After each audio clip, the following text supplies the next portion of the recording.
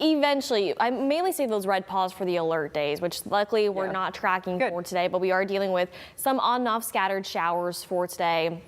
But yeah, it is mild. We're seeing temperatures fairly warm for this morning in those mid to upper 50s, eventually cooling back down in the 40s.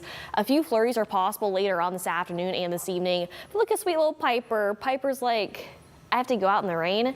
Piper, go out now for sure. Definitely get that walk in around the block because later on today we'll see more scattered showers. Again, a few flurries are possible and temperatures will be cooling down. Live view on radar, you can see a good portion of our area getting a break from the rain. But off to our west, here comes another round that will be developing later on in the day. So looking at this hour by hour, more spotty showers throughout the rest of the morning.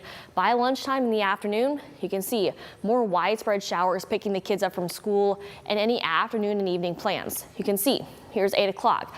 Another chance for a few flurries are possible off and on throughout those evening hours and waking up tomorrow morning. I hope you enjoy that warm morning because it's going to be chilly for tomorrow. In fact, we're talking temperatures below average for the next several days. After today, upper 30s and low 40s Thursday, Friday, Saturday, also into Sunday. And don't forget, Sunday is daylight saving time, by the way. We lose that hour of sleep, but we gain that hour of daylight with our sunset at 7:34. Oh, I'm excited. Even more excited to be talking about temperatures in the 50s and multiple days in the 60s. And as of now, only one chance for rain heading on into next week, guys.